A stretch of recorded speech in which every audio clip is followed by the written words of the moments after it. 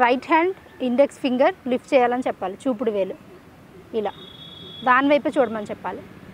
తర్వాత left hand little finger lift చేయాలని చెప్తే ఇలా ఆల్టర్నేట్ ఫింగర్స్ లిఫ్ట్ చేయమని చెప్తే వాళ్ళకి ఏమీ ఆలోచన లేకుండా మమ్మీ నెక్స్ట్ ఏం చెప్తున్నారనే ఒక ఆలోచన అనేది వాళ్ళకి వస్తుంది. ఆ ఫింగర్ని ఇలా లిఫ్ట్ చేయాలనే దాన్ని ఫోకస్ అనేది జరుగుతుంది. చూడండి ఇలా middle finger, right middle finger, తర్వాత లెఫ్ట్ ఇండెక్స్ ఫింగర్ ఇలా కన్ఫ్యూజ్ చేస్తూ వాళ్ళకి ఏకాగ్రత పెంచేలా చేయాలి. తర్వాత right ring finger lift,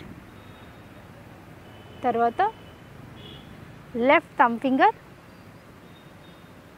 so ఇలా చిన్న చిన్న యాక్టివిటీస్ చేసుకోవడం వల్ల వాళ్ళలో ఏకాగ్రత పెరుగుతుంది అండ్ కాన్సన్ట్రేషన్ పెరుగుతుంది. వేరే ఏమీ ఆలోచించకుండా ఒకే దగ్గర ఫోకస్ అనేది చేస్తారనమాట. జనరల్గా పిల్లల్లో గ్రోత్ స్ప్రౌట్స్ అంటారు. అంటే గ్రోత్ ఎక్కడ వరకు ఒక దగ్గర స్టాప్ అవుతుందంటే 16 to 18 years ఆఫ్ ఏజ్ వరకు గ్రోత్ అనేది జరుగుతుంది.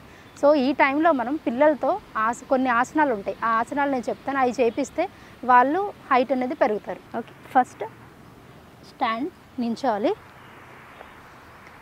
మ్యాట్ ఎడ్జ్కి రావాలి. ఓకే, తాడాసన అంటాం దీన్ని. హ్యాండ్ స్ట్రెచ్ చేయండి బెండ్ చేయకుండా and interlock your fingers and hand palms up to the ceiling and legs వచ్చేసి టోస్ పైన ఇలా నించోవాలి. ఇలా నీస్ అసలు బెండ్ చేయకూడదు. ఓకే, బెండ్ చేయకుండా వాక్ చేయాలి ఇలా front and back. Okay, make sure stomach should be in, look straight, breathe in breathe out. Okay, and front knees కూడా స్ట్రైట్ ఉండాలి, ఓన్లీ టోస్ మీద నడవాలి. సో ఇలా చేస్తుంటే ఏమవుతుందంటే బ్లడ్ సర్క్యులేషన్ జరుగుతుంది, పిల్లలకి గ్రోత్ కూడా చాలా మంచి ఆసన ఇది.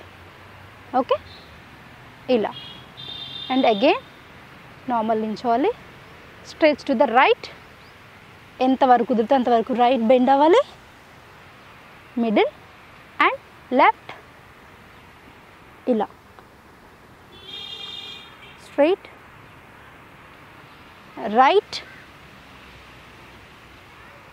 Middle and left and relax. Next asana అధోముఖ స్వనాసన. అది ఎలా చేయాలంటే జస్ట్ పామ్స్ మ్యాట్ మీద పెట్టుకొని ఫామ్ చేసుకొని ఇక్కడ కూడా టోస్ మీద ఉండాలి బాడీ.